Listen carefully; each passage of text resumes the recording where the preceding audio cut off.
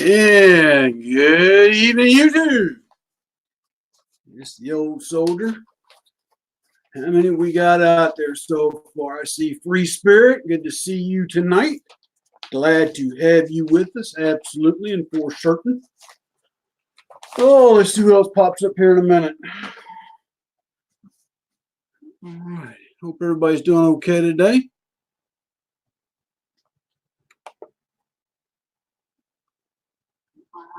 Hope everybody's doing okay today. And all right. See who else is going to join us here in a few minutes.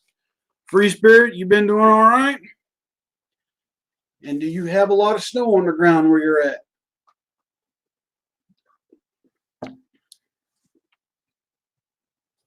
A little humid here tonight.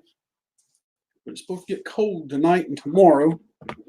Let's see what the temperature's supposed to get down to tonight here. Now I'm thinking about it. This thing will fire up. All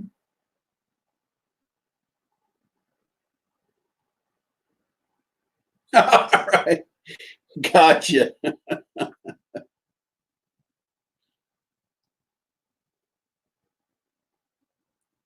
Well, our low tonight's only supposed to be 63. Interesting. I told we were supposed to be getting cooler weather, though. Yeah, well, let's see. Low tonight will be 60.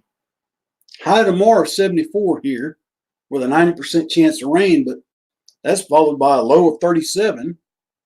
We get a high of 50 on Wednesday morning, a low of 27, a high of 44 on Thursday with a low of 24, a high of 49 and a low of 31 Friday. So yeah, we're about to get some cold weather here. Yep, yep, yep, yep, yep, yep, yep.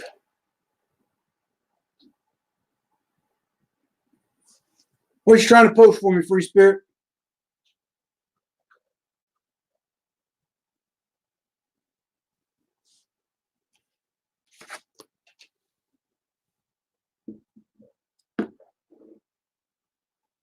Somebody out shooting somewhere. Late, too. Says we got 3 a-watching. Well, if you're out there, folks, sound off over in the sidebar and let me hear from you. Let's see who else we got out here tonight.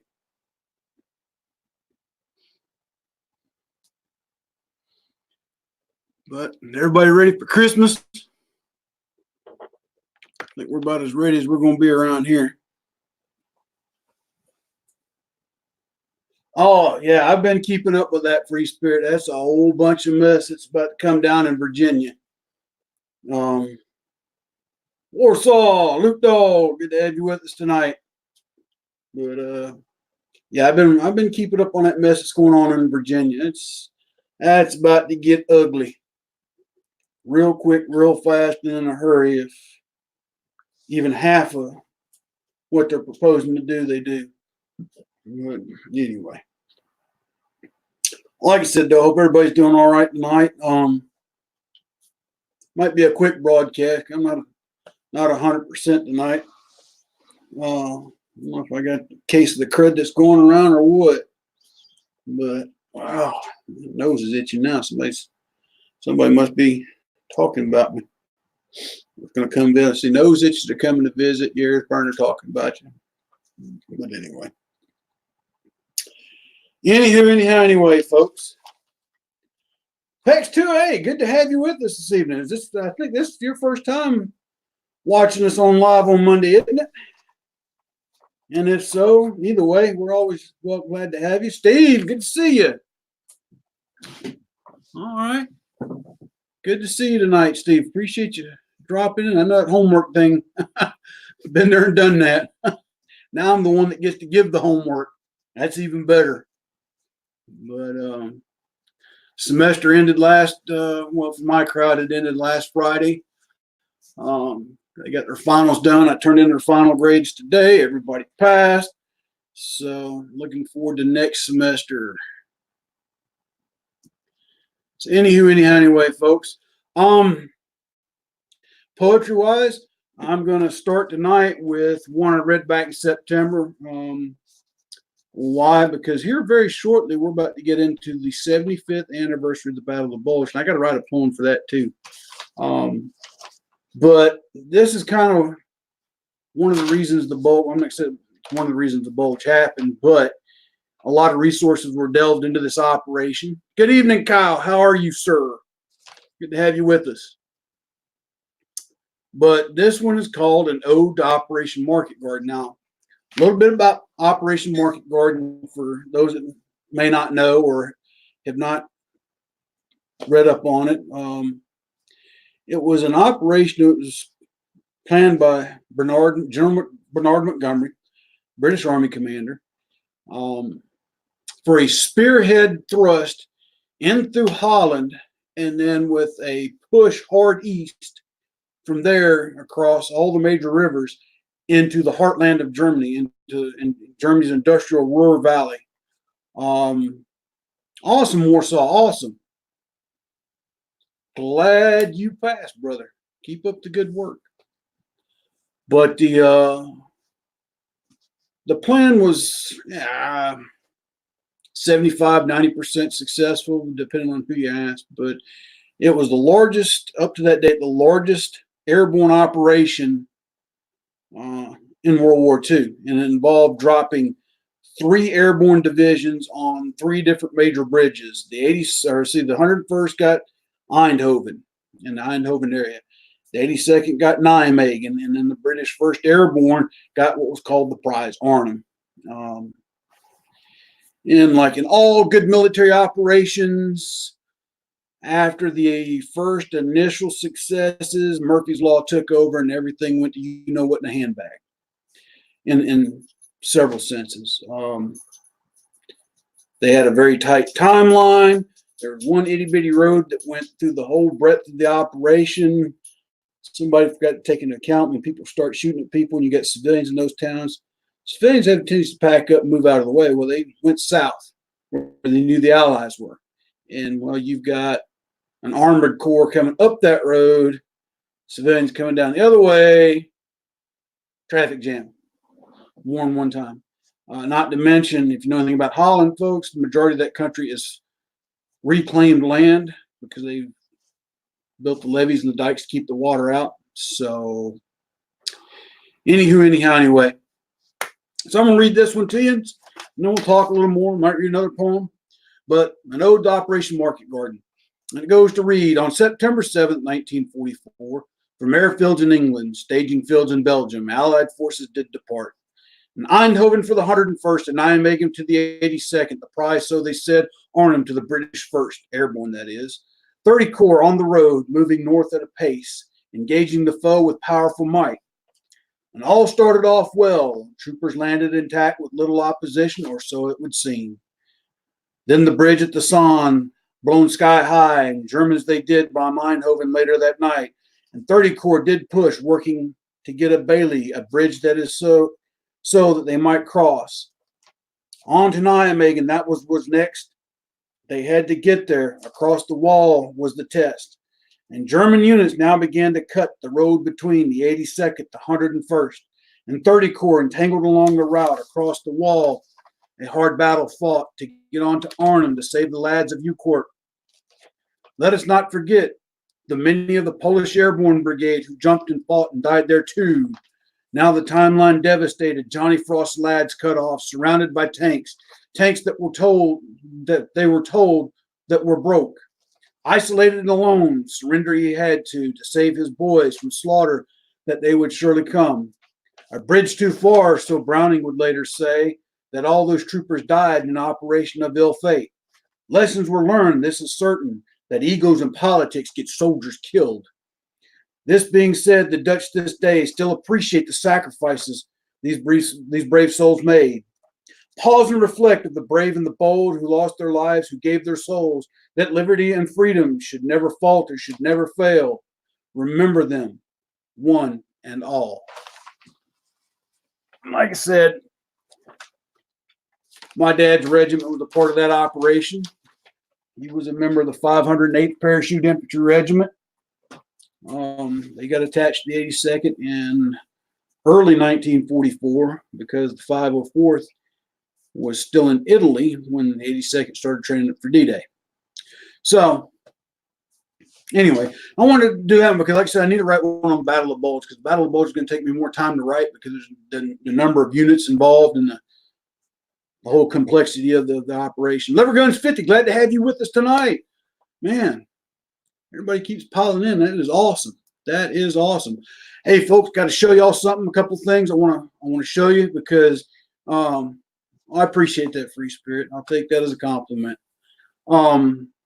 That I've gotten here recently. I've been meaning to talk to y'all about. One of them, and so everybody knows, I'm not getting paid by these people. It's just some stuff I bought and I truly like, and I'm going to recommend to you. One of them is Next Belt. This has pretty much become my everyday belt that I wear every day. And it is comfortable. It's a ratchet type belt. Got a release down here at the bottom of the buckle. Pull that sucker open like that, and you can see the ratchets on the inside. Runs right through there, clamps in place, and it's probably by far one of the best belts that I have gotten in quite a long time. It does what it says it's supposed to, and it seems pretty sturdy and pretty tough. But the name of it's called Next Belt, N-E-X-T belt. Check them out. You might be surprised. And then I got this in the mail today. Not the gun, the holster. And this is for my Taurus 85 ultralight. But there's a little company in Indian Trail, North Carolina. I think it's Indian Trail. Pretty sure it's Indian Trail. And they're called Azula holsters. And I got this thing, and this fits in there snug. I mean, it ain't going nowhere. And what I also like about it is get the belt clip. Check them out, though, folks. Just check them out. Like I said, I just want to share that with you tonight. While I had the time and the opportunity. And again, I'm not being paid by these folks. But I saw their stuff online. The holster was actually for a leather holster. It was pretty reasonable compared to some of the other companies I've been out there looking. But Azula holsters, and they're in it's either Indian Trail or Indian Head, North Carolina. Indian Trail. I got their card right here. Duh. They say where they're at. Anyway, show you all the card. Azula gun holsters. There's their Instagram, their email, all that good stuff. But go check them out. Go check them out.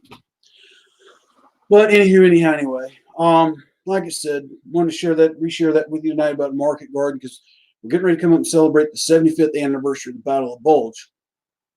For my dad, that would be his last time on the two-way rifle range.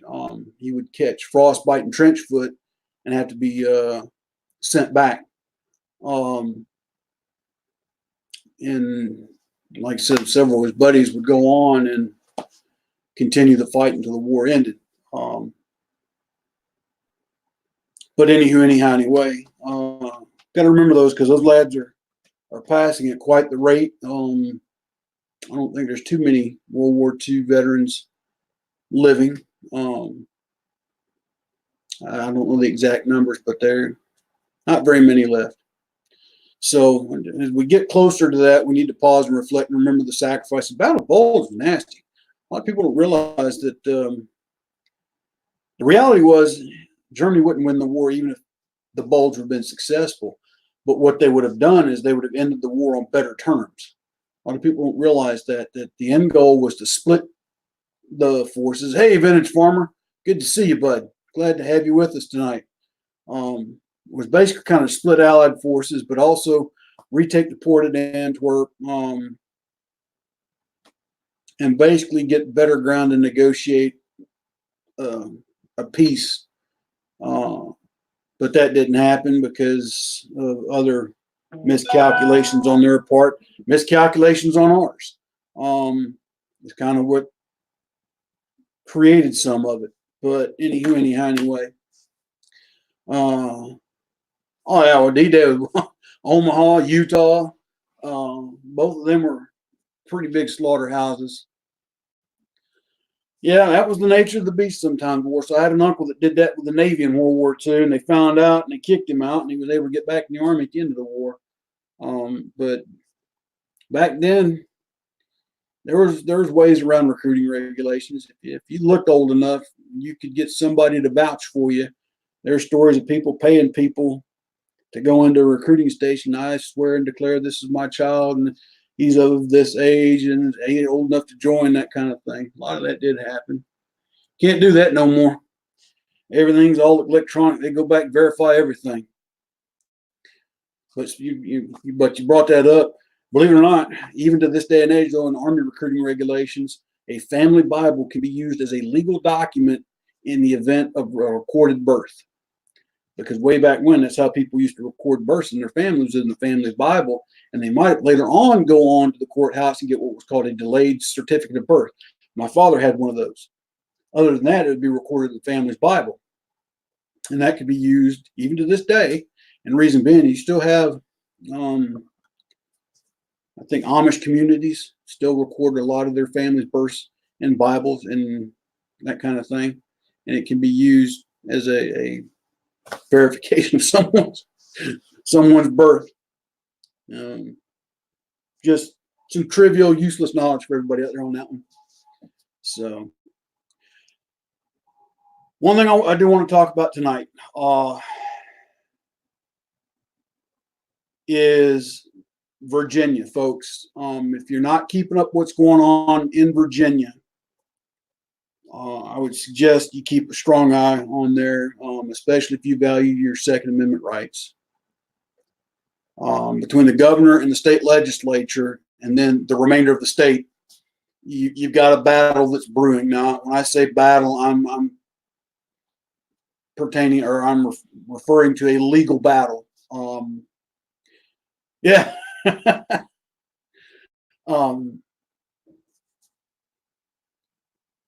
I was laughing when Steve said he never knew that. But there's going to be a legal challenge to everything that the Virginia legislature is going to try and pass. That I can tell you. But the fact that you've got, I would say, almost free spirit, I would, but I don't really do Twitter anymore.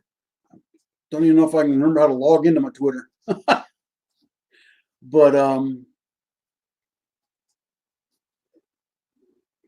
90, I want to say 90% of the state's counties, I think it's 90%, have basically declared themselves to be a Second Amendment sanctuary.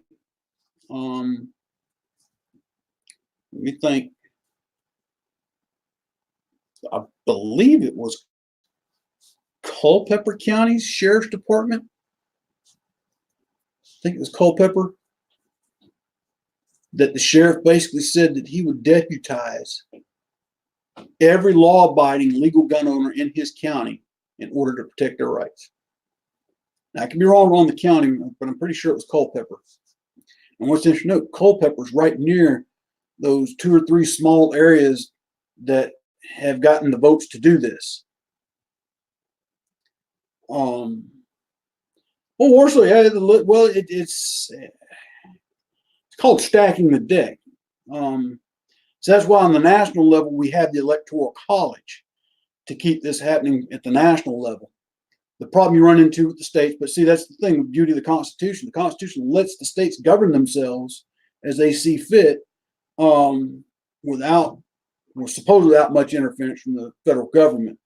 But at the same token, there are certain rights that have been given to us by the federal government that are God-given rights, or inalienable rights. One of them is the right to protect ourselves. And now you've got what's going on in Virginia. And hey, Vanessa.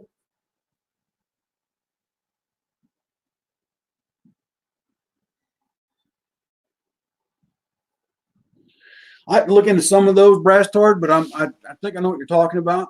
But yeah.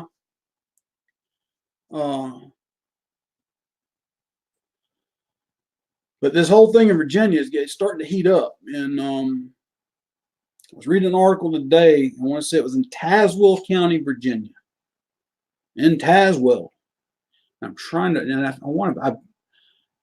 think I had been through there.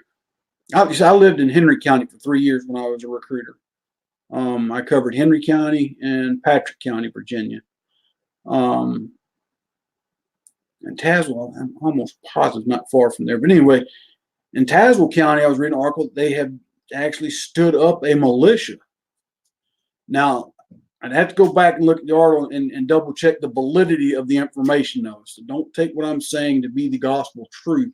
But if there's any measure of truth to it, that's kind of scary in a lot of ways. So just keep your eye on what's going on there, folks.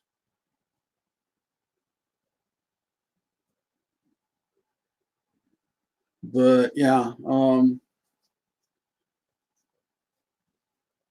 so yeah, and like I said, I've been trying to keep up with this as much as I can between work, home, you know, honey-do list when I get home from work, that kind of thing. But the reason it really concerns me is because Virginia is just north, is the next state north of me, and with the current governor we have here in North Carolina, um, I'm pretty sure he's with the Virginia governor right now, taking notes, copious notes on how did you do all this so I can do it too.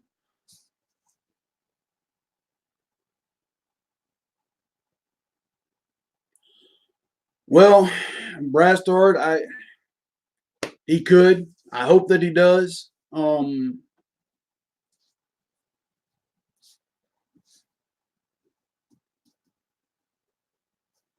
But whether Trump's 2A or there's arguments out there on that.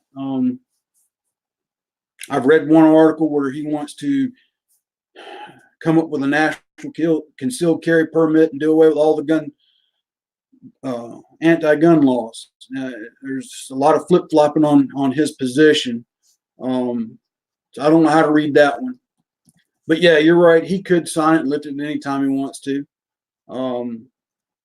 I'd have to we'd have to ask him what's on his priority list, I guess. My thing though is at the state level, some of the things that are starting to happen. And Kentucky too, yeah. Warsaw, you bring it valid point. Kentucky's under some scrutiny as well with their legislature. So,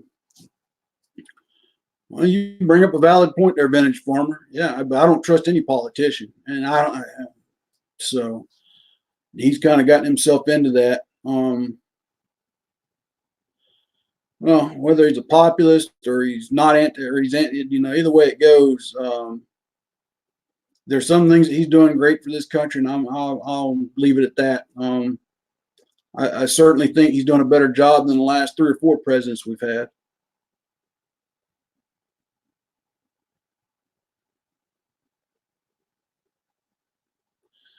We got a lot of what you just said, Brastard, going on. Well, Charles, that can be debated too. I think Israel, in my opinion, Israel's an important ally, but I've got my reasons for believing that, and from what I've seen and witnessed. But he certainly put things in perspective here in this nation as far as trying to get the economy righted, and we could argue that all night long. But well, we can't say if anybody's right or wrong. These are people's opinions on this war, so I got to respect that. But more importantly, though, right now is the immediate threat.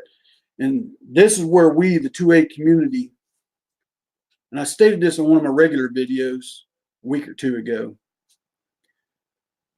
We in the 2A community have got to, what I like to call the petty arguments, we got to put them away.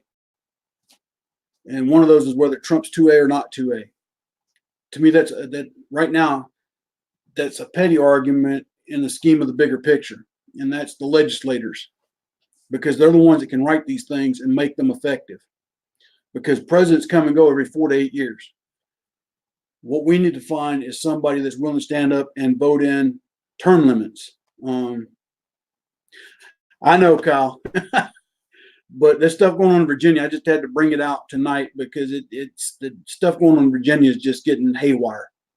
And my thing is, for those of us that support the Second Amendment and our right to bear arms, which I am an avid supporter of, regardless who the commander in chief is, we need to start focusing on protecting our Bill of Rights and the Constitution. And you're absolutely right, Vintage Farmer.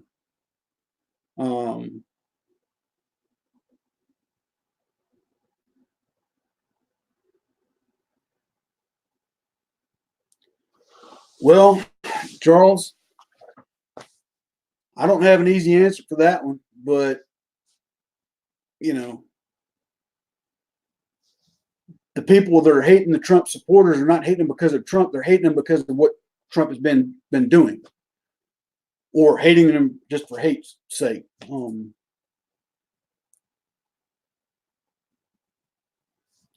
Well, I'm opposed to Semitism. It's plain and simple. But I'm opposed to bashing anybody for their race, creed, or religion just because somebody hates somebody for whatever reason. That's another argument for another time. What I want us to focus on tonight is the fact, as a 2A community, that's what we need to band together on and protect is the Constitution. Regardless if you like the current president, you don't like the current president, you like this ally, you don't like that ally. And anyway, Jim Beer, it's always good to have you with us here tonight, sir.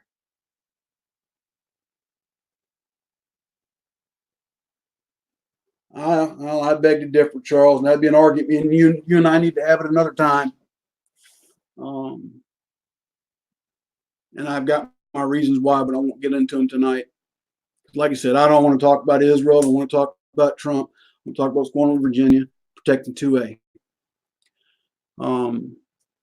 But from someone that's been overseas, yeah, Israel's an important ally for more than one reason. Well, brass tard maybe, but if we don't try, we'll never know.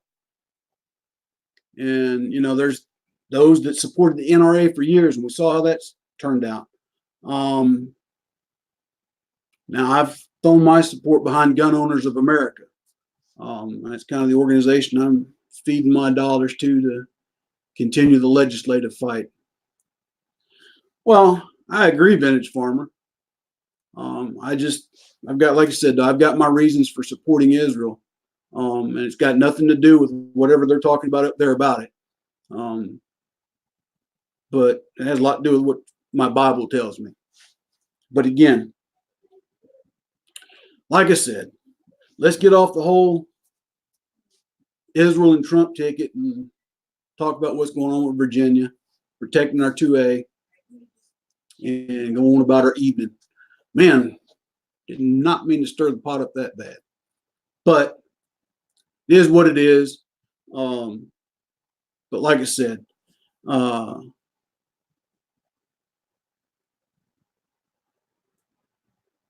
well, I don't know if it's Trump or not, Charles. I think it's others. But everybody always wants to point to the president, I guess, because whoever's in charge. And again, Warsaw, that's enough. We get the point. If you're not agreeing with him, let's don't argue. Okay. But like I said, I just meant to bring out what's going on in Virginia as a point as to what we need to keep an eye on. Not exactly sure what the solution of there be, but there you have it. So let's read another piece of poetry. Well, it could. And that's, like I said, that was one of Kyle, you bring up a point. And that was one of the things that they were talking about doing. In the event local law enforcement doesn't enforce the current laws or the laws that they, and that's the other thing. Now, the Virginia legislature has not passed any of these laws yet. Let's keep that in mind. They have not passed any of these laws as of yet. But they're stating that if they do, and these counties and these city police departments refuse to enforce them, that was where the statement that they would possibly call it the National Guard. Now, here's how that could flip. The president can federalize the National Guard, and then the provisions of the Posse Comitatus Act come into play. And then it's kind of a catch-22 when you federalize, when you bring the National Guard up. Same thing happened back in the 60s in Little Rock. No, Little Rock, they sent the 82nd. In Alabama, when Governor Wallace called up the National Guard to keep schools from being segregated, the president turned around and federalized the National Guard. And here's that general from the National Guard. He's sitting there going, I'm in a rock and a hard place. Either way it goes, he was, so that general probably, that was, well, with the National Guard, Major General as high as you go anyway. But Warsaw, yes and no. The governor can call up the National Guard in times of emergencies to augment local law enforcement as he sees fit, or for civil emergencies. Now, to tell the National Guard that they're the sole law enforcement authority, yeah, that's kind of a gray area.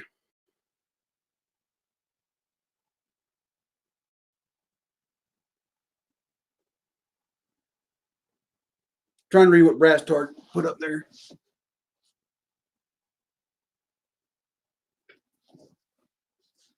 No, I didn't see that one. I have to go back and look at that one.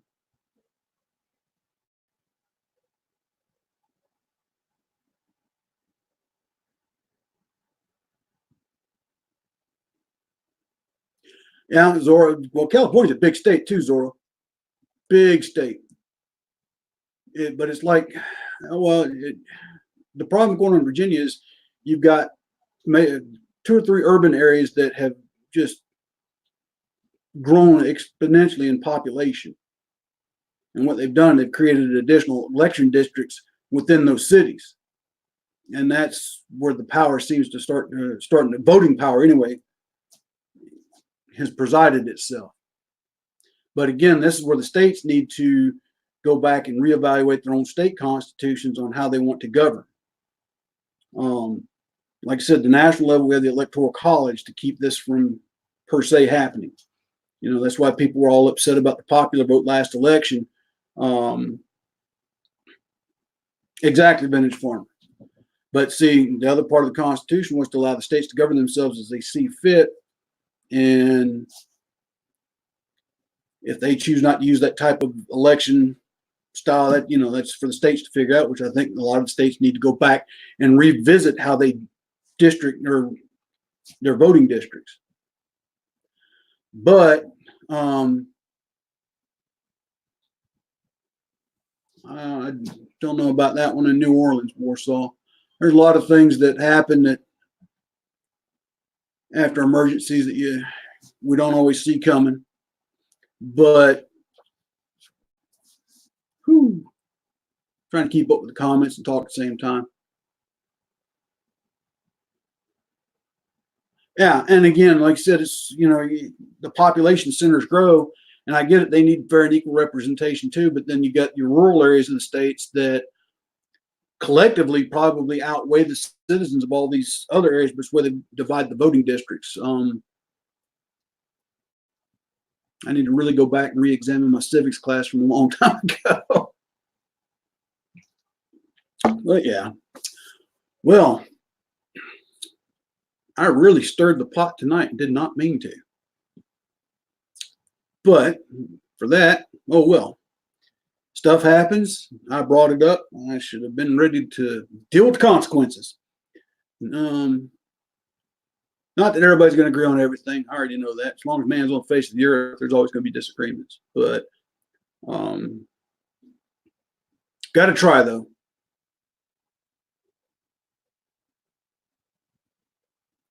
Well, for us, vintage farmer, it's the Tri-Cities area. You've got Raleigh and Winston-Salem and what's the other one? Durham. That kind of can, sway the state's politics, if you will. And then Charlotte's not much better in that regards as well.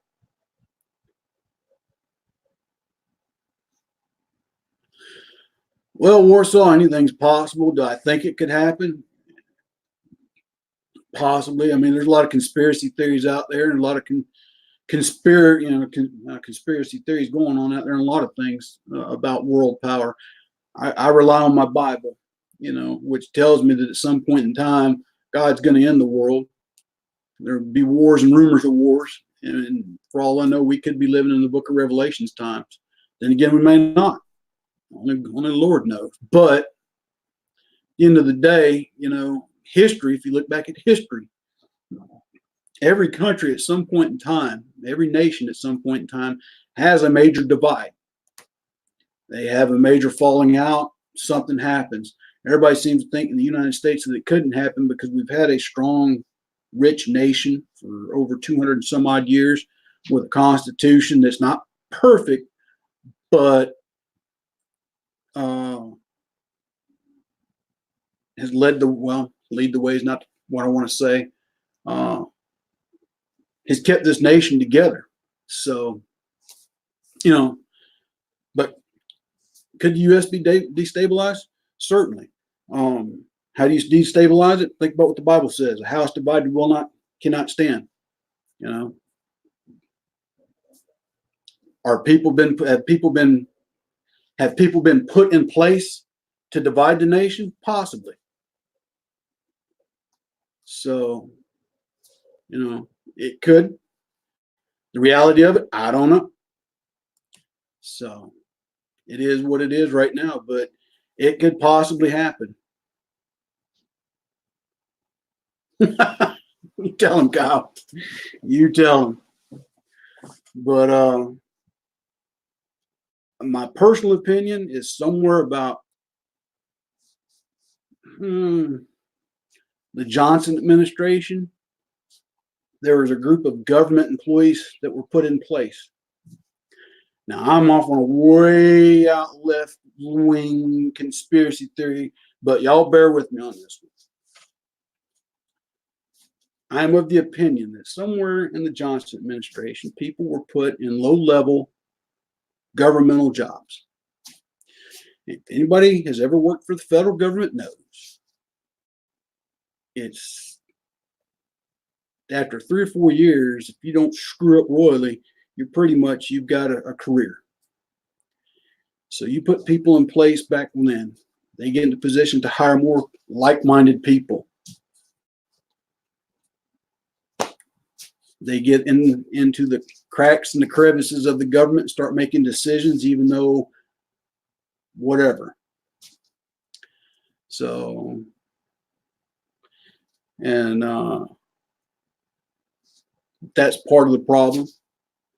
The other part of the problem, we as Americans have allowed things to fall apart that we should never have let. But at the end of the day, we are finding ourselves and our Constitution challenged. Challenged from the outside and from the inside. And if we don't come together and try to stick together, it's all for naught. So whether we agree on Trump's a good president, bad president, whether we agree that Trump is pro-2A or anti-2A, whether we're for Israel as an ally, against Israel as an ally, it's immaterial if we can't come together and protect the Constitution, which is designed to protect us. We can have disagreements. Long at the end of the day, we can come back to the table and meet it in one accord. And that's what I'm saying. We in the 2A community have to come together. We have to put our petty differences aside to focus on the main effort. We can come back to the petty issues at a later time and discuss them after we protect the meat and potatoes of everything. So,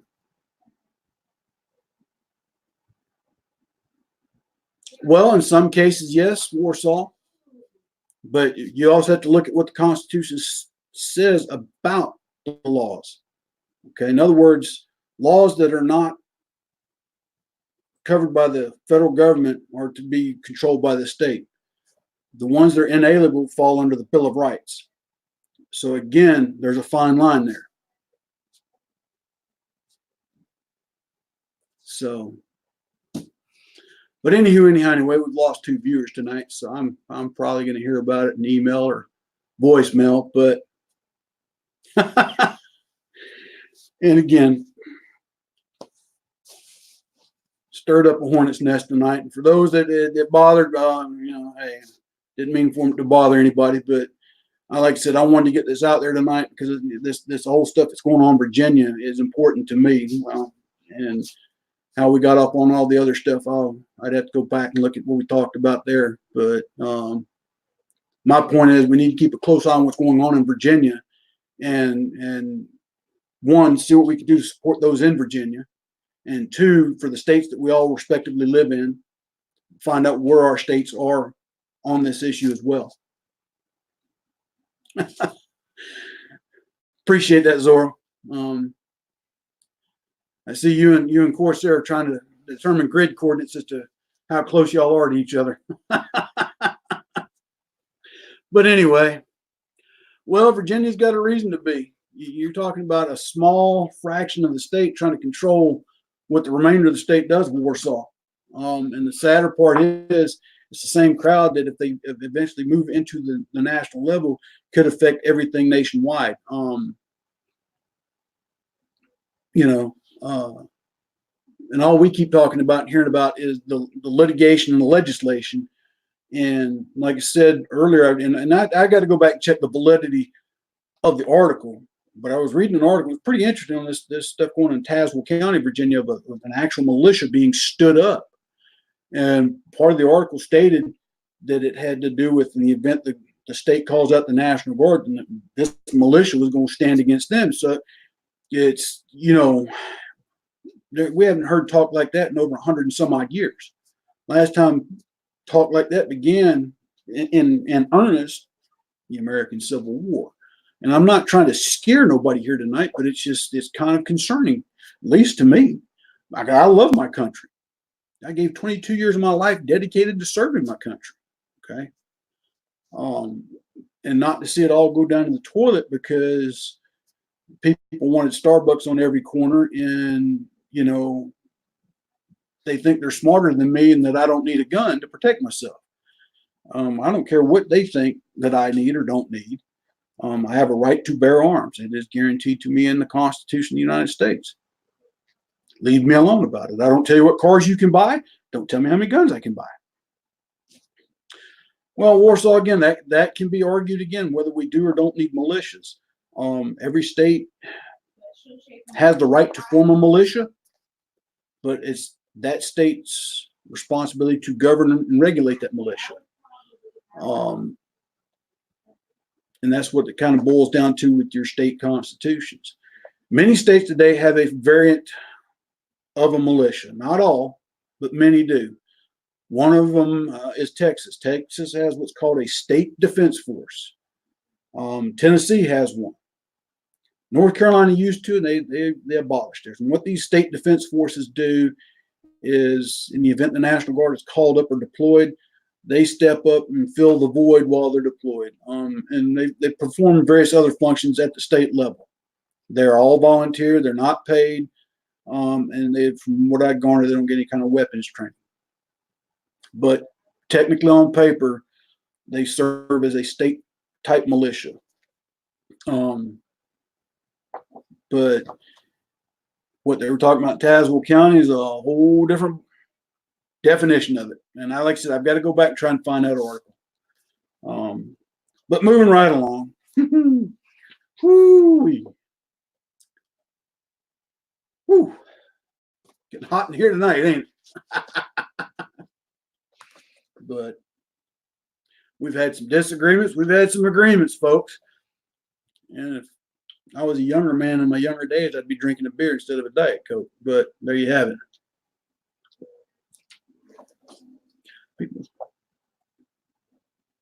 Now, Brastard, I heard the same thing that Switzerland is trying to change. I'm trying to remember where I saw that too. What you wonder what Brastard mentioned.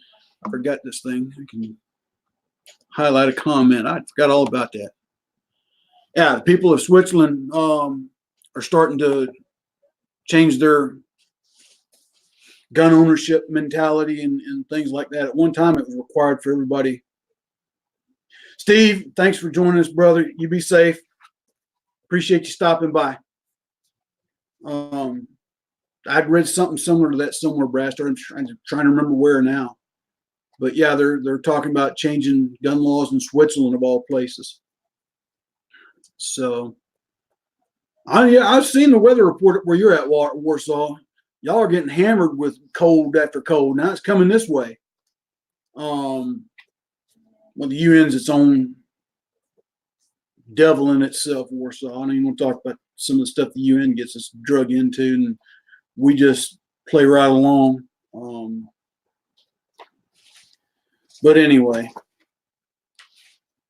I'm kind of.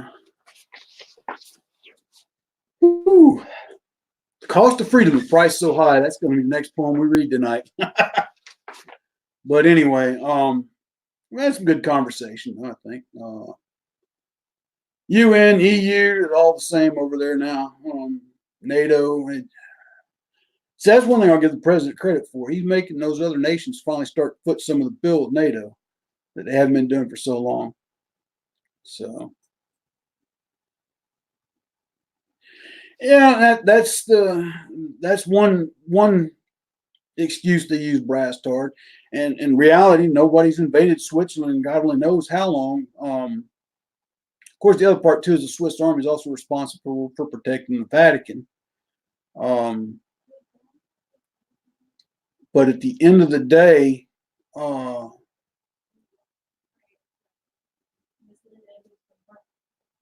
I'm trying to think. I lost my train of thought. My brain is hurting. But anyway, back to what Brad started talking about the Swiss. I want to say I saw that article about 2 years ago where the Switzerland were starting to consider changing the first part was changing the mandatory ownership of firearms. At one time, it was mandatory that every household had a firearm. Somewhere along the line, they were talking about changing that. But there is still a strong gun ownership community in Switzerland that's fighting this issue. So, could you have your viewers pray for my bosses? Mr. Burr's mom is in renal failure. That she's going to be passing away in the next couple of days. I will certainly ask them to. Thank you. Because they're leaving tomorrow for Texas. Linda will be back on Saturday, but they called today and said her kidneys and everything are shutting down. This is your boss's mom?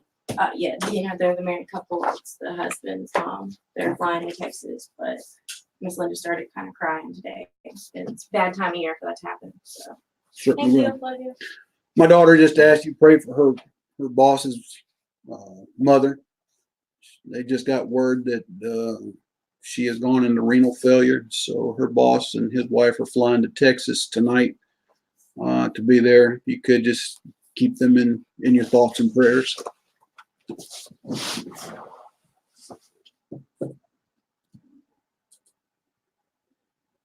Okay, Brass Tart. I'm glad you. But I knew there was a segment that was fighting the issue in Switzerland. There's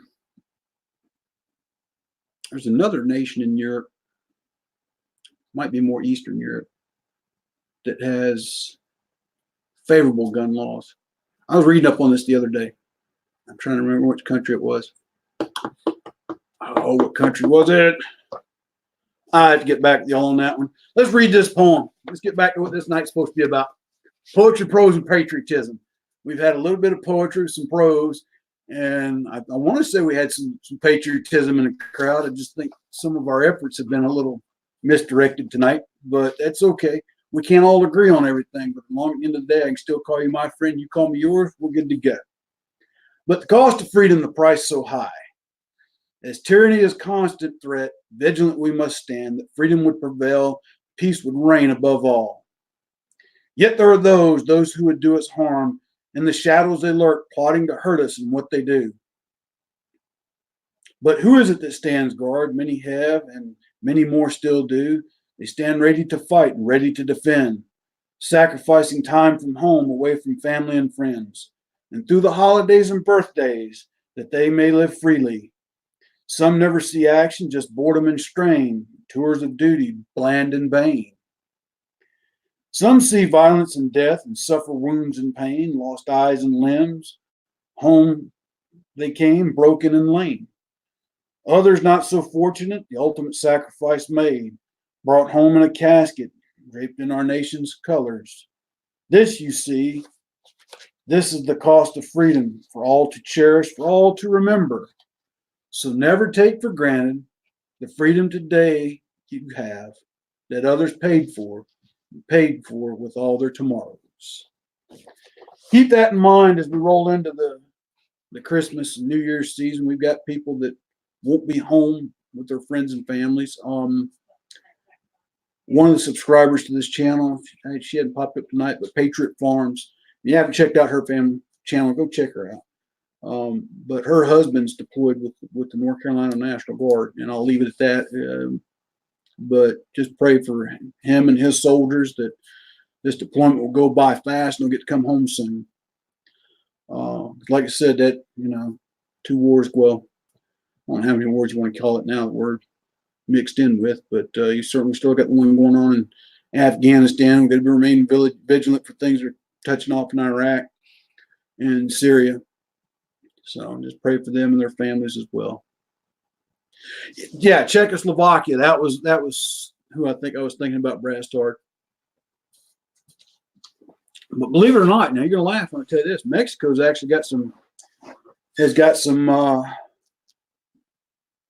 fairly strict gun laws. Not that you'd know it though, but it does, which I thought was funny. But anyway, folks, we have gone into 51 minutes and 45 seconds, 47, counting down the clock. Like I said, though, keep an eye on, like I said, what's going on in Virginia. There's a lot of things in motion right now. It's just, some of it's scary, some of it's just kind of weird, and a lot of it's highly illegal and unethical.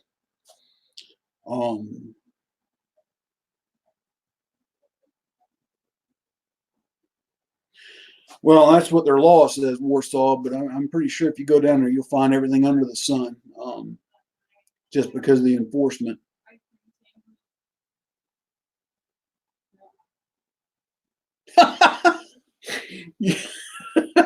Oh, Lord God. You're going to have your hands full tonight then, buddy. You're going to have your hands full tonight. You let your dog get into MRE Gatorade. Woo, your wife might have you and the dog sleeping outside tonight then.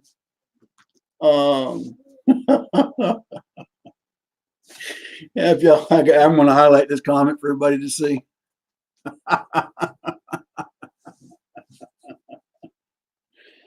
Oh, that reminds me. When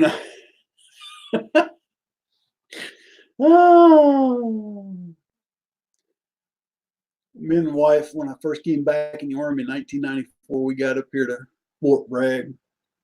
I'd brought home a case of MREs from work, an E4, and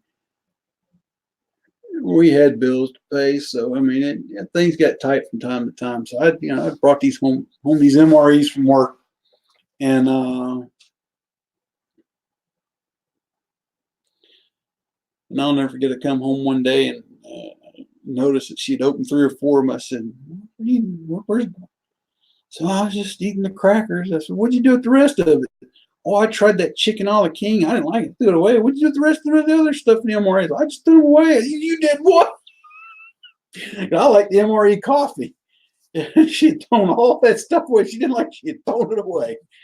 I said, "What were you thinking?"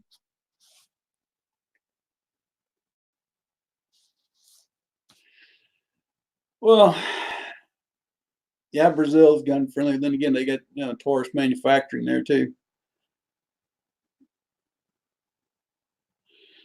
Well, Pakistan is a strange nation anyway. They're breast hard. But honestly, Iraq, when we were there, the Iraqi army police had weapons, but if your uncle was the town mayor and deemed you needed an AK-47, by golly, you got an AK-47. So,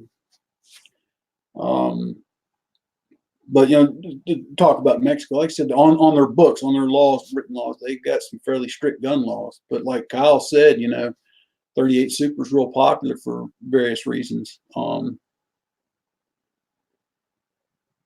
So, and it's just, you know, and I brought that one up just for grins and giggles, because you got some nations that claim to have super strict gun laws, but the reality is, because the way the country is governed, it gets, you know, worthless words on a worthless piece of paper, I guess, what I'm getting at. Now you take Canada. Now Canada, gun ownership is legal in Canada, but it's a privilege. It's not a right. So that's the other thing. In some nations, gun ownership is a privilege. It's not a right. Now, Sweden, European country, gun ownership and guns are a big deal. Why? Because hunting is a big part of their culture. Okay. But there are certain rules and provisions and things that they have to meet in order to get those.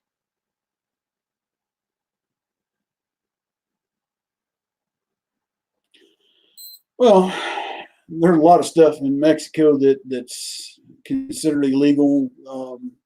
Warsaw, and a lot of it depends on whose hand money goes to from one to the next. And honestly, the further the way they get away from the capital, the less things are actually governed, or historically has been. That's kind of the way it's charted itself.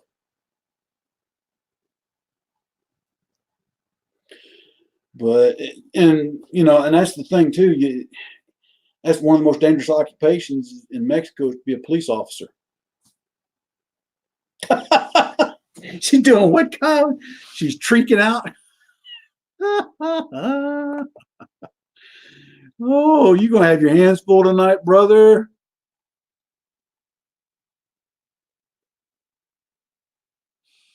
But no, honestly, if you could get the cartels out of Mexico, Mexico would definitely tweaking. Okay, would definitely have a better chance at some economic success.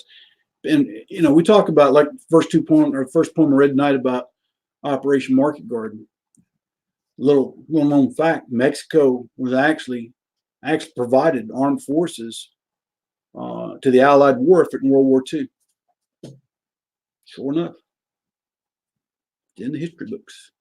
And I'll give you another one. It's either the second or the third largest Marine Corps in the world. They have over 25,000 Marines. Which, why did I look that up one night? I was bored and could not sleep. So I started looking up the size of other nations' Marine Corps, and was very surprised to see that Mexico has a Marine Corps of about 25,000 troops. Now, you might say to yourself, well, that's not big compared to ours, because our Marine Corps is the size of the entire British Army. But given the resources that Mexico has, actually, it's a fairly sizable Marine Corps. But one thing, well, I brought that on myself, Kyle. I did. That's my fault for bringing it up. And then, like I said, with not somebody else on the panel per se, because I haven't figured out how to do a panel yet to moderate, you know, I brought that on myself. And you know what? People are going to disagree. You know, at the end of the day, everybody watches the channel all pro 2A. And I just felt that what's going on in Virginia was important to be brought up, because of the things that are the rapidity of it happening. And then others decided to take tangents, and that, you know, that's what happens when you start chasing rabbit holes, I guess. But back to Mexico. What I was, you know, being a Mexican policeman is a very dangerous occupation. They actually have a very sizable armed forces. Hello, soldier poet. Is this your first time with us tonight, or second? Can't remember. But either way it goes, we are glad to have you here with us. Welcome to the channel. And we've been off on some tangents tonight, and so you have to bear with. Vintage farmer brother, it's all cool. You know, like I said, if we can't express ourselves in this form here and agree to disagree sometimes, then what's the point of being calling ourselves Americans? Uh, my thing is, you know, some people take it a little further than others, and it's going to happen. I normally don't get this in depth into a subject like this, but I just felt with what's going on in Virginia, it was important to bring this up and get it out there because, you know, if that falls in Virginia, and if you know anything about United States politics, there have been a lot of things that have started and finished in Virginia, and it could kind of set the stage for other states to fall or fall, if you gather my meaning. But no, you're fine, brother. You're fine. You bring what you bring, and we're glad to have you here with us. And everybody, welcome Soldier Poet. I believe this is his first time to the channel, and just everybody give him a chance and welcome him to our channel. Glad to have you with us tonight, Soldier Poet. And Soldier Poet, if you've got a poem and you want to post it in the comments, by all means, I'd love to hear any poems that you have. Because really, that's the whole point of the channel is poetry, prose, and patriotism. So, like I said, I'm still building material for that third book. Now, I've got 2 out there, folks, and we're going to get the third one.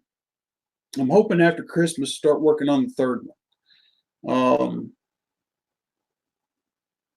Y'all got to help me with the title, though. I need to know. I need a good title for my third book. You know, I got Thoughts of an Old Soldier's Poetry and Prose of Life, Love, and Liberty, and I need some ideas on what to title the third book. So I'm challenging y'all to help me come up with that third title. And give me your suggestions at rantsofanoldsoldier@gmail.com. You can email me there and tell me what you think we ought to title the third book. And like I said, I'm still building some more material for it, and hopefully we'll get that started after Christmas. I'm hoping to get it published between late spring and early summer. Lord willing, and the creek don't rise. So, but anyway, Kyle, me and Mrs. Old Soldier will be hitting the road the 26th of December. The 28th, we're going to go to Fort Benning for a day. And I'm thinking either the following Monday, Tuesday, or Wednesday, one of those 3, meeting you, Jamie, and Chico. They're at Sticky Fingers up in Chattanooga. So, but more to follow on that. Once this week ends and I get with Mrs. Old Soldier to find out what my schedule is going to be. Yep, I admitted it, folks. Whatever she says, I do. I can admit it. So, see what our schedule. Because the week we're going to see all family and friends all over the place. So, but that's the game plan right now. So, but I'm looking forward to meeting you and Jamie and Chico.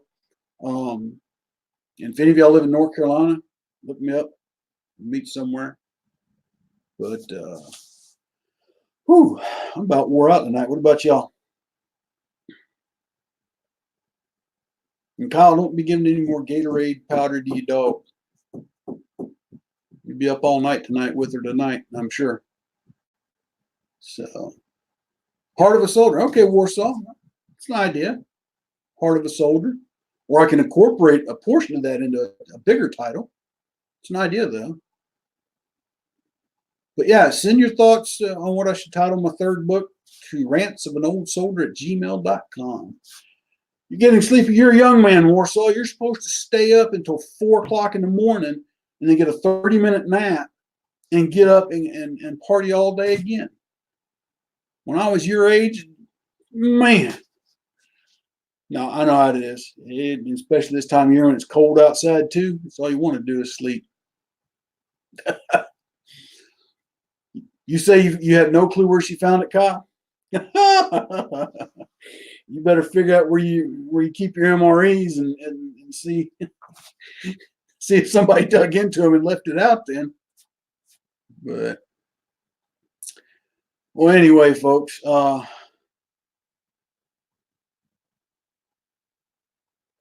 cool brass start. I think we're going to wrap this one up for tonight, but I hope everybody has a great and wonderful evening. Again, Warsaw, congratulations on passing your classes, bud. Stick with it. Drive on. Don't let this be the end. Keep going. Deployment, pros, and woes. That's a good idea, Kyle. If anything, I can use that as a title for a poem at a minimum for sure. That's an idea. Oh, cool, vintage.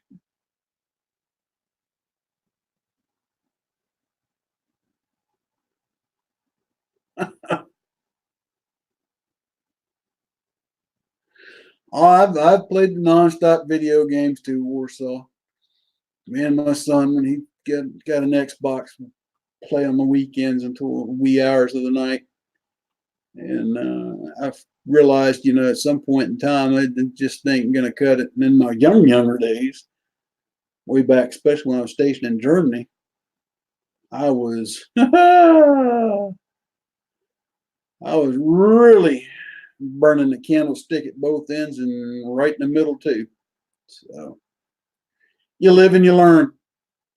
Oh yeah, sleep deprivation and beer. That's what got me in Germany a couple times.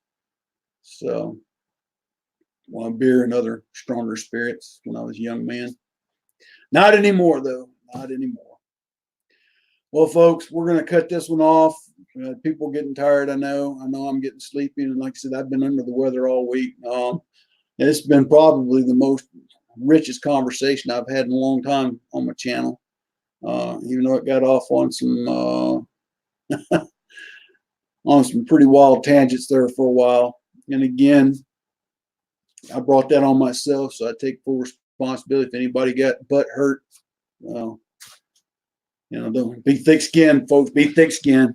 Will do, Vintage Farmer. I'm glad you could make it tonight, sir. God bless y'all, each and every one of y'all, for being here. Don't forget charities. I'd ask you to help out if you can. TunnelsToTowers.org, Folds of Honor, Pin Up for Vets, and Ballot for Veterans. They can't do it by themselves, so if you can, help them out. And until my next video, folks, take care. God bless. Love each and every one of you. Old Soldier out.